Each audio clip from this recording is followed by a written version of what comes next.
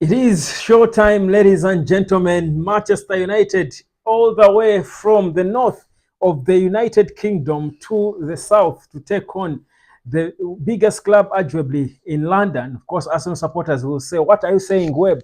But you're not there yet. First win the Premier League title. It is Chelsea hosting Manchester United. Now, the Arsenal supporters have called this game all forms of names, but we do know how important it is for both teams. For Chelsea, they do need to win for their boss, Mauricio Pochettino, to have any chance of staying afloat as manager of the Blues. But for Manchester United, it is one of the battles we do have to take on as we do get on with our survival race. We do want to finish among the top four. Is it still possible? We think so. This squad is strong enough. And of course, the lineups are already known. We are, of course, going to get into it. Alfred Sendwe today. I'm on point. Good evening, fam. Good evening, Alfred. Thank you for being on point. It's just about just over 45 minutes away to kick off. Man United taking on Chelsea. The lineups are out. And of course, as you see them right there on your screen, that is it. That's how we are starting. Andre Onana in goal. We're going to go through that lineup shortly. Eric Ten Hag makes some changes to the team. One change, to be precise, in terms of a surprise, because we do not see Antony starting lately in games. But Marcus Rashford finally goes on the bench. Well, I wouldn't have preferred Antony to be the one starting ahead of him, but it's okay. At least Rashford is on the bench. He's not starting in this one. For me, that's good enough. That's fair enough. I can deal with that. But let's go into the lineup and how it is. So right there, Rafael Varane, who had threatened he cannot be heading balls for a penny, is back in the squad. I think they spoke to sense into his head, telling him, "You're contracted to play football as a defender. Let's put you there and see how you won't head balls." So Andre Onana in goal. Baindil is there, returning on the bench. Onana is there. Then backline, Diogo Dalot on the right as usual, Wan Bissaka on the left. Then central defense is Rafael Varane and Harry Maguire on the left of him, of the central defense. Then in the middle, it's Casemiro and Kobe Maino, while Bruno is the number 10. Antony taking the right wing to push Alejandro Garnacho to his preferred left. That's where he will be flying in from. And of course, Rasmus Højlund is up top. Now for Chelsea, Petrovic in goal, Gusto, Disasi, Badiashile, Cucurella, a player who was strongly linked with Man United before we went for the Spurs left back. Caicedo, a sort of a flop to many, but against the big teams, he might want to turn up. Fernandes, then Gallagher and Jackson up top, whereas Modric and Palmer are flying in from either sides. Now, Palmer is playing wide. Palmer is playing wide. Of course, he cuts into the middle a lot, where it's going to be an interesting battle between Kobe Mainu and Cole Palmer. I think it's one of those people excited about. The Chelsea supporters somehow feel like Palmer is a better footballer than Kobe. Interesting. I think these fans can be so full of themselves. I think it's clear that Kobe is the best English footballer right now. On the bench for Manchester United is Sofiane Amrabat, Amad Diallo, Christian Eriksen, Johnny Evans, Tom Heaton, the goalkeeper. Baindil is not back on the bench yet, but he returned to training. Scott McTominay, Mason Mount, and Marcus Rashford. That's depth in our squad, honestly. That's depth. For Chelsea, Bettinelli, Casadei, Chaloba, Chukwemeka, Gilchrist, Madueke, Silva, Sterling. Oh, Sterling is on the bench for such a big game. Turianen. Well, these names are very difficult to pronounce sometimes, but that's the Chelsea bench for you. So this is how we are. For, of course, the earlier game today is Liverpool Sheffield United. It's on. They're just inside 5 minutes. It has started already, and it's going on right now. And Sheffield was almost scoring a goal early, just upon kickoff. But of course, it's Liverpool trying to chase the top position, where Arsenal seems to be making themselves a little comfortable. They are tallying on points. If Liverpool draws, Arsenal 68, Liverpool 68 as it is now. If they win, they go back on the top. Whereas Man City in 30 games played, they are third with 67 points. But we care mostly about Aston Villa, who have got 59, Tottenham, who have got 57, and Manchester United have got 48. So 40-40, that's our record. 40 goals scored, 40 goals conceded. But let's focus on our game. The team, first of all, we are chasing the record. They have not lost in 5. They have been trying really, whereas they have had a big struggles. Chelsea, I think they have been trying lately. In the reverse fixture, we beat them by 2 goals to 1. If you do recall, I think they have failed to beat us in the last 5 meetings. We beat them. We have 3 draws, 3 consecutive one all draws. Then we beat them 4-1 and 2-1. So honestly, we can feel like we are their bogey side. So regardless how we look, we should be able to beat uh, this this Chelsea team. Unfortunately, the guy who scored the double when we were beating them in the reverse fixture, that's Scott McTominay, is not starting this one. He's starting on the bench. It's Palmer who scored their consolation, but we can feel like we should be able to deal with them without him. Now, let me look at the stats from the reverse fixture before we get into this lineup and what it can do. But the stats from the reverse fixture did not really do us so good, because in terms of possession, Chelsea had better possession. They had 55, we had 45. Then goal attempts, we had more. We had 28, they had 13. Then shots on goal, we had 9, they had 3. So free kicks, 19, 14. Passes, dangerous attacks, we had 72, they had 36. Then total passes 397, but they passed more. Of course, they always pass more. The Pochettino side, obviously. So it shows you that this is an opponent we can match. Really, this is an opponent we can face off with and feel like we can match them. So let's believe and know. Now let's get proper into the squad. Saying our poll question: what is your prediction? You can let me know what your prediction is.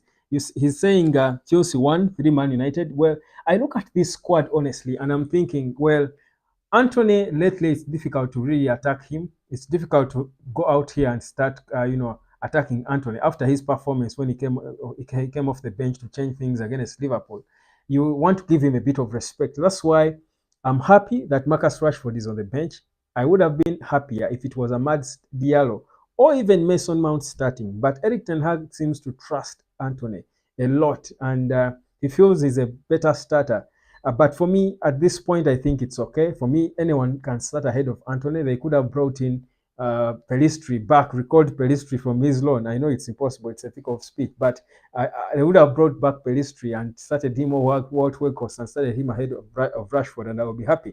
I was seeing earlier on today his brother going on Instagram and seeming to attack Roy Keane and Gary Neville for their comments that they made about Marcus Rashford, saying they are concerned about him and his mentality. And you're thinking these kids are not focused on the game. No wonder he's training right now for the dubious reasons. I'm sure most or majority of Man United supporters are happy about Eric Ten Hag's decision to finally bench Marcus Rashford. You can imagine a player who we call a big game player being benched, and the majority of the supporters are happy and jubilating. That shows you people have lost trust in you. And for me, this is a big statement. This is a statement speaking in the pre-match press conference, and I want to do quote the statements he's making. And he has commented on Rafael Varane and Harry Maguire starting. Said it would have been a headache if they wouldn't have been fit. That's what he says. So it seems they are fully fit to start. Ten Hag on Mount, not ready for a start. We will bring him on carefully. We want to avoid another injury, so we have to build up his game minutes. That's Eric Ten Hag. Is playing cautious with Mason Mount, whereas we are excited and want to see him starting. He's saying he feels he needs to be introducing him slowly rather than throwing him in the deep end. Ten Hag, it's a huge impact, and it's a good impact to have Rashford on the bench. Interesting. I'll sip to that. Mm-hmm. Ten Hag has said it is a huge impact, and it's a good impact to have Rashford on the bench, which is good because with his pace, perhaps he can come in handy to change the pace of the game later on. But you see, if he's starting and he has got the wrong attitude, I wonder what attitude he would have if he came off the bench. For me, I wouldn't care if they didn't play him at all, or quite frankly. We have 2 big games in 3 days. We need everyone. We need the bench, and lately we have had a strong bench. Risk is best when he goes there. The few moments he drifts to the right, to the left, you see him performing well and looking comfortable and excited and happy with what he's doing. But also, Alejandro Garnacho being on the left adds us another dimension in that he knows how to get well to the end of Diogo Dalot's crosses. In fact, if you will see more crosses from Diogo Dalot in this game because Garnacho is playing on the left. I also expect Dalot to be more overlapping than cutting inside, than inverting himself with this setup. So I expect a bit of players playing their roles in the middle than this whole business of players being all over the place and going forward and back. I expect a little bit of decentralization of roles. Harry Maguire, the weekend was disappointing, but we've been moving in the right direction and need to find the consistency. Well, we do need to see the consistency. For rotation to keep him and the team fresh through a busy period with another big game on Sunday. So Rashford is being rotated and kept for the Liverpool game probably. Well, it's okay, you can do it. But you see, if these kids perform well, if Antony and Co perform well, obviously no one is going to think about Marcus Rashford for even the Liverpool game. So I want to just get your predictions, fam. I do want to get your prediction. Nyegisa Darius is saying Chelsea 1-2 Man United. I think that's an honest, fair prediction. You look at this Man United, and I think the psyche we need to take into this game is the psyche we had when we played Liverpool in the FA Cup. I think every player was giving their 100 or 150% for the team. I felt that was good. One thing I don't expect United to do is to play a lot from the back, and I think I love the fact that Andrew Onana lately has not been doing it. I think yes, we give 100, but we also play smart. Play smart by if it means playing one route football and Onana playing those long balls and is good enough, is good at them. Let him keep doing that. But these short passes around our goal will be risky against a team that is pacey and direct. If you do recall, you recall how Chelsea gave Man City a run for their money, whereas Man City eventually managed to salvage something. I think it was a draw at the Etihad Stadium. Chelsea really gave Man City a lot of headache, if you do recall. So against United, Chelsea at home, they will have the confidence that they can come out there and play us and try to dominate us. They have got this Cole Palmer, who we have got to deal with. He's a creative player who can pull up something from anywhere. He's one of those guys you don't want to leave, lacking around. You do want to monitor him closely. I think he's the guy to watch. Gallagher is not really the best of players, but he has got a certain, mentality of a top player that makes him a threat. This Gallagher. So he's another threat that this Chelsea team will have. He has got the mentality of a player who can turn up, especially on the big game. So I think he's another silent threat for this Chelsea team. He's another silent threat for them. So he's another player I think we can watch. Sterling's pace is off the bench, so I think Sterling will be coming in later to increase the tempo of the game if things don't start well for Chelsea. So it's good we don't have that pace to deal with. I think Chelsea is not the team we can underestimate. Also playing at home, but also it's not one team we should respect. I think we should go with the confidence we took to Liverpool in the FA Cup and believe, Mo Salah was almost scoring for Liverpool, and believe that we can go at them, take the game to them, and beat them. We need to dominate. We need to be proactive because we cannot again have players chasing the ball for the entire 90 minutes. I mean, the way we were against Man City. The approach should be confidence, take the game to them the way we took the game to Liverpool. For me, that's all I need to see. If I see that character, that mentality, that fight, that spirit, that struggle, that hustle in the team, for me, that's it. For me, that will be it. If it's not there, we are done. I think that to be fair. So that's the one thing I expect to see. The central defense, Varane and Harry Maguire is not a bad central defensive partnership if they are 100% fit. My worry is how much will Rafael Varane give us? Because if he was in the media just this week talking to the Equip, telling them how he doesn't love heading the ball because it got him injuries, he has played games with concussions and stuff. A player revealing such things when we're in a critical stage of our season is a bit worrying, because then you start thinking, is he playing? Is he giving his 100%? Is he throwing his body on the line? Is he doing enough?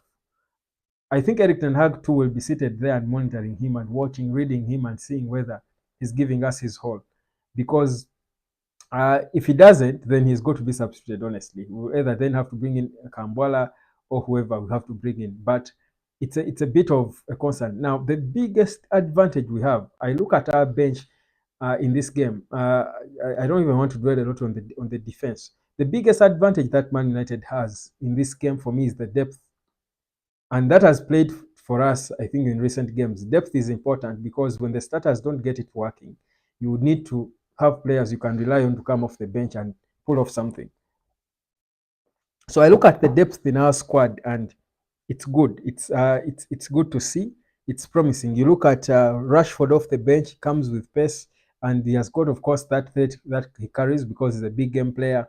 And certainly, if he's a player who wants to play at Man United, he will come off that bench with the hunger to play. Because obviously you expect him to come on at some point. Mason Mount, another important player who can come in and bring in something. Scott McTominay won the game for us in the reverse fixture. He will be feeling bad that after winning it for us at Old Trafford, he's not trusted to start in this one. But of course, you can also see the other players are better than him. Then Johnny Evans is an option if any of our defenders are not doing well. Varane, I'm skeptical a bit about Rafael Varane and how much he will give, but Evans is there. We all know that Evans, if he's in the team, he's giving his all. He's giving his 100% all the time, which is important. Liverpool has scored, by the way. It's 1-0 now for Liverpool. Then Amad Diallo is still there on the bench, can come on and also change a game. Look at Christian Eriksen. When things are tight in the middle, Eriksen is the player who comes up and opens things up for us. So you look at our bench and you're seeing 5 clear players who can come and give us something. 4 players can add us something in our attack, and 1 can give us solidity in the defense. That's a bit of depth, really, which I think we were lacking for quite some time. Liverpool is 1 up, and it's if I'm to look at the replay here, it's Nunez who has scored this one. Yeah, so Liverpool is 1 up against Sheffield United. Oh, what a stupid error from the goalkeeper. What a stupid error, for the lack of a better word. What a stupid error. The goalkeeper clearly gets the ball. Nunez is coming at him. Instead of beating him off, he hits the ball on. How do I explain this? You need to see it for yourself. What a stupid goal to concede. The coach, the Sheffield United boss, will be feeling bad with this one. It's such a silly goal to concede at this level. This goalkeeper has panicked for no reason. Panic for no reason. Panic for no reason. That was a stupid goal to concede. Anyhow, so that's Liverpool for you. We do know that our Andrew Onana before, at the start of his spell at Man United, he would probably concede such, but he didn't concede such a silly goal. It's good that now we know that he's our best footballer. I think, and by the way, Man United were supposed to vote the best player of the month, of last month, and Onana was among those. I voted for him. Let me see whether they voted. They have Onana wins Player of the Month. Yes, Andrew Onana won the Player of the Month award. Thank you, people, for voting for him. I voted for him as well. I think Namutevi Rita as well told me she voted for him. Then Match's Goal of the Month is the Marcus Rashford goal. That was our Goal of the Month, which is good. Yeah, it's interesting to see. Now, the one thing I hope to see change is Højlund and how he gets fed with balls from the Garnachos and now Antony. I don't think Højlund has received a single assist from Antony, and you can correct me if I'm wrong. You can remind me if my memory is letting me down. But I don't think Højlund has received a single assist from Antony. I do hope that now Antony has got his confidence back, and that's why I'm not here, shouting and complaining and shouting at Erik ten Hag for starting him, because after what he did against Liverpool, honestly, you understand that perhaps you think he's opening up because there's some bit of football in him that had got stuck somewhere. But that's performance against Liverpool, that cameo is one that can change and open up all the football wherever it was getting stuck. So him starting this one, you hope that he pays the faith that Erik ten Hag has shown in him, because in all honesty, Erik ten Hag choosing to start Antony over McTominay, who scored 2 goals against Chelsea in the reverse fixture, over Amad Diallo, who is clearly better, over Mason Mount, who is hungry to punish his home employers. Certainly that is faith, and you've got to pay it by performances, by showing at least fighting and making a case. So I do hope that Antony does assist. My fear is he could now be eager to score more and try to redeem himself, because some of these young kids are also their mentality. After scoring one, now you're starting, you become selfish. You want to score everything. Because even the goal he scored, he could have passed that ball to Amad Diallo, if you do recall. That goal that changed the game against Liverpool, that changed the game for us. That the obvious thing to do at that time, the better decision would have been for him to pass the ball to Ahmad, who was alone. If that ball hadn't gone in, we would be calling him out for failing to pass the ball to Ahmad. Ahmad would be frowning at him, but luckily it went in. But that selfishness comes in if you're so eager and desperate to score. I hope these players can learn from what Wayne Rooney used to do. Rooney was always the most generous player on the team, always always the most generous player on the team, yet he was scoring the most goals. So if Antony can be that, keep his head down, don't be hungry to score like he was against, I think, which team? Newport County, if you do recall, in the FA Cup when he scored. He came on and he proved desperate. I think he didn't score actually. He was so desperate to score in that game. I think that should have been the game where Bruno and Kobe scored. I think Antony too scored in that game. It was a 3-1 win. Was it 2-1 or 3-1? So I hope Antony is not selfish, because Garnacho being on the left now, I think could even be worse. He wants to score for himself and he's comfortable. He feels like he can score a goal whenever he comes in from the left. I love to see him there. It's more fun. I only think if these players can play to feed Hoyland, we can have more goals scored, maybe by the same person, which would not augur well with some of them because they want to be on the score sheet. But the reality is, if we are not selfish, we can get goals. Against this Chelsea team that has got these shaky Disassis playing in the back, I think Disassi is shaky. Yes, he can be solid at times, but he's a defender who a big guy like Hoyland can beat properly if he's fed the balls. For me, that's what I do want to see. That's exactly what I do want to see. Uh, no selfishness. Bruno is the other player I would need to talk about. Bruno has not been giving us his best. I think he has been looking a little average, really. In fact, I wouldn't be shocked if Bruno had not started this game, or I will not be shocked if he was substituted and Mount came on. I think now that Eric Ten Hag is beginning to have the balls to rest the likes of Marcus Rashford, he can have the confidence to pull out Bruno when he's not performing. Because before the start of the game, many United supporters, me inclusive, were all saying Bruno and Rashford should be benched. Now, we all knew that, of course, Eric Ten Hag was never going to bench Bruno. But the fact is, Bruno is not giving us his best. He's not at 100, and he's not untouchable. He's not untouchable. I think he has got a lot of work to do to step up his game if he's going to again look like the captain, the skipper he is. It's quite important that he steps up his game. He has not been, and I also feel like he does not really give us enough of what you expect from a number 10. I think he sells us cheap really in that number 10 position. He doesn't sell to us the best you should expect from a number 10. So, and of course, it's largely because of how we struggle and how the team plays, with everyone expected to come back and defend and support the back line and all. But in all fairness, I think he can give us more. He can be better than what he has done most of the time. So I do hope that this is the game where we see Bruno play as a number 10, because we know how dangerous he can be in that position. If he doesn't, I would go for Mason Mount coming off the bench and replacing him, or Scott McTominay, who is a good impact substitute. He has proven. Then, of course, Ahmad has got to come in for Antony at some point in the game. Well, Rashford, I don't care if he comes in or not. Honestly, I wouldn't really care. But so it's one of those games you look at and say, yeah, quite an opportunity for a couple of players. Man, you must win. Yes, we must win, because if we don't win this one, I think if we don't win this game, for me, I would completely give up on the race for top four. Eric Ten Hag said that he would be hurt if we didn't make it to the top four. But the reality is, right now, it's going to be harder for us.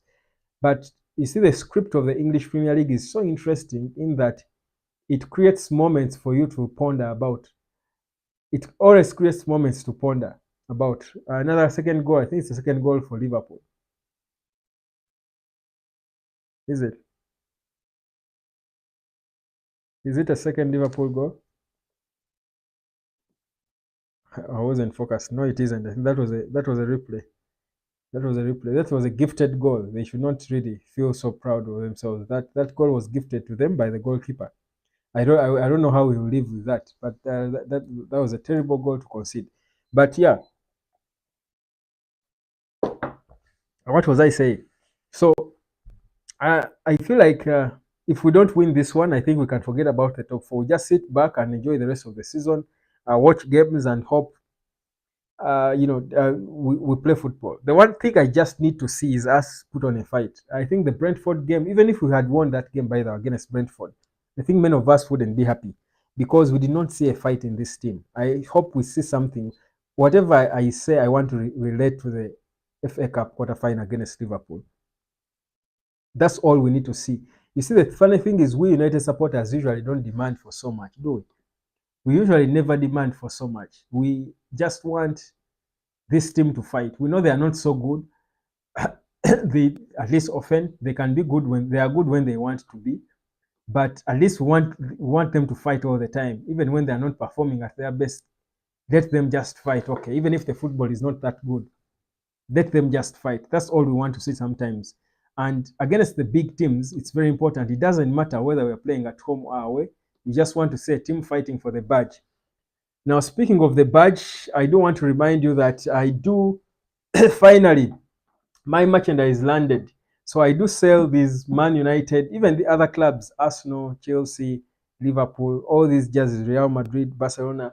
But the most I want to tell you about the vintage such jerseys. I have a lot of these, so you can order, make your order online. I think I'll share the number for you to be able to make your order online, so you can share. Let me even show you some of them, some of the vintage jerseys that we sell. The Sharp.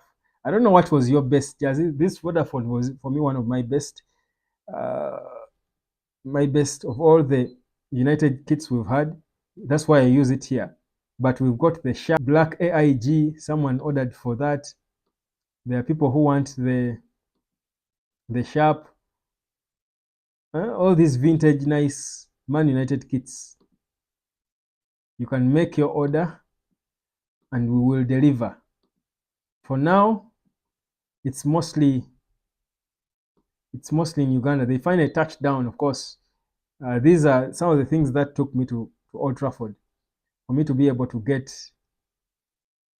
these nice jerseys for you. These are original vintage kits. I want to get. I'm working on a mechanism to be able to ship and be delivered to those of you who are outside Uganda. But just to show you such like this one, if you do recall this AIG, I don't know what or who this one reminds you of. If you are a United supporter, if you've been around for a minute, I don't know what this black AIG reminds you or who it reminds you of. You can tell me. So we've got that. You can order for that. We've got. You can also tell them to order for the vintage Arsenal O2 and or this Sharp. You do recall this? Only legends will remember this. Only legends will remember this one. Only legends will remember this Sharp. Are you a legend? That one is also available. So for now, we deliver in Uganda. So if you're in Uganda, we deliver for now. That legend, that Vodafone,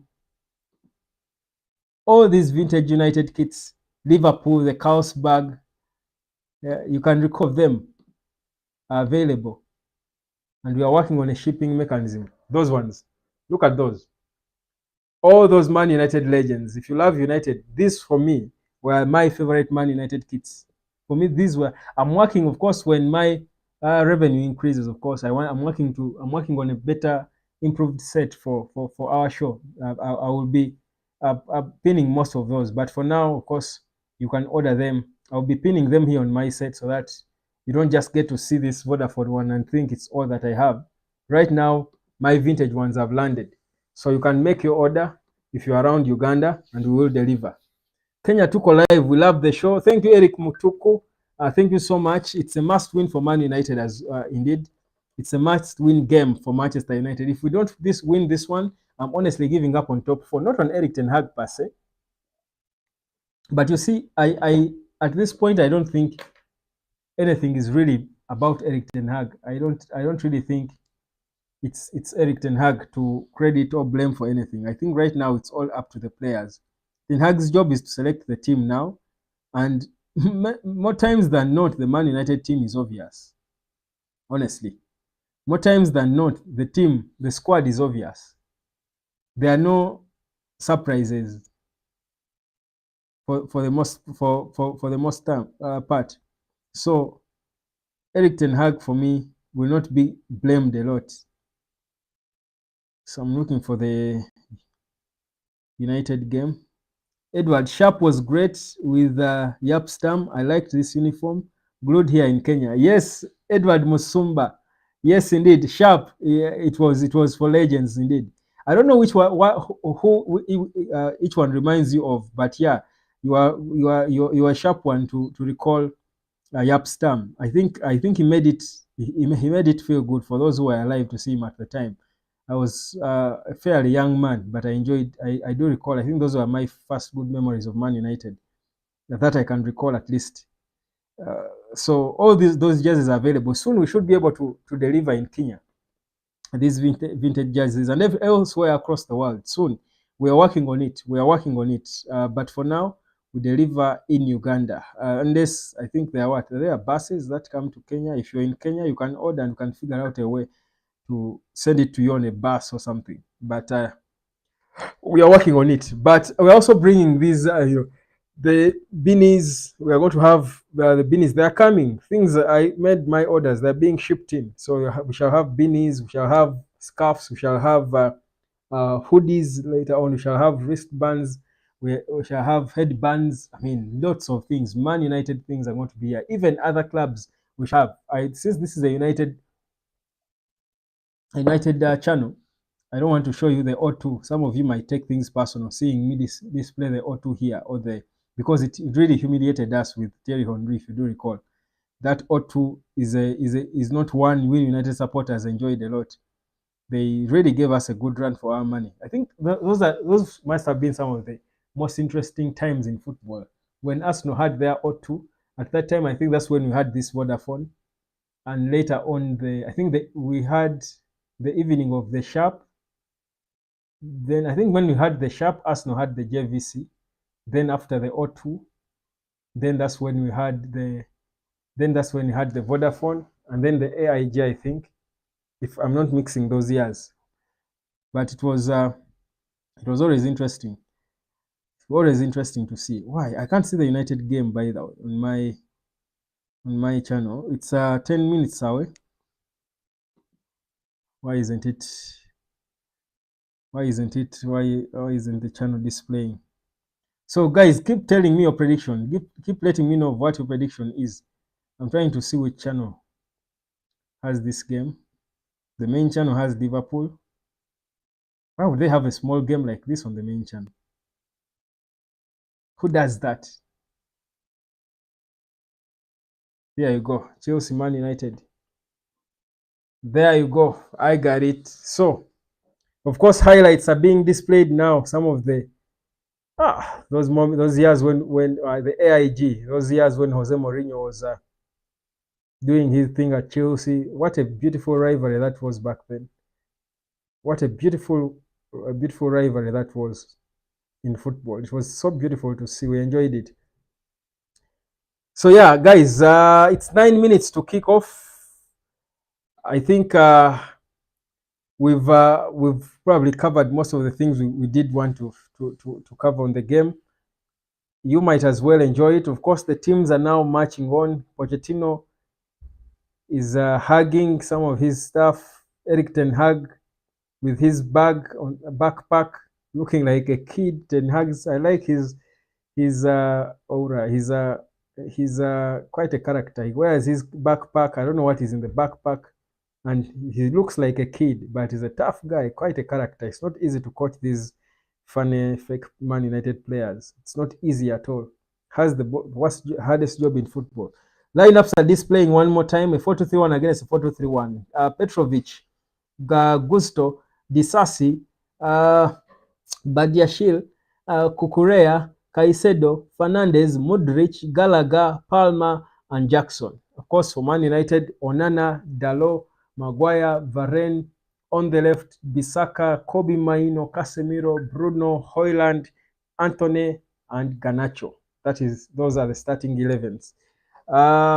So highlights being displayed, of course, of the other games and of the Liverpool goal now. Then Man City, who beat Burnley as well, a 2-0 goalless draw.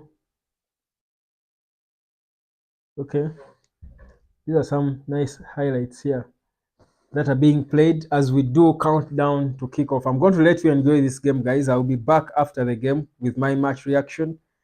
Let me also enjoy it for now. And my prediction is Man United will not lose. I think the worst will be a draw, but I think we are going to nick it 2-1. I saw someone predict 2-1. Nyesiga Darius, I'll go with your prediction. I think Man United will win this one by 2-1. And Højlund will be on the score sheet this time. Yes, I expect Højlund to score. It's been a long time not seeing a goal from our boy. Enjoy the game, guys. It's a pressure game. You need to focus on it. I'll be catching you later with my match reaction. So it's coming on in 6 minutes from now. Probably let me go with just a minute. I'll leave with a minute. Sometimes I want to leave you, but I can't leave you. Anyhow.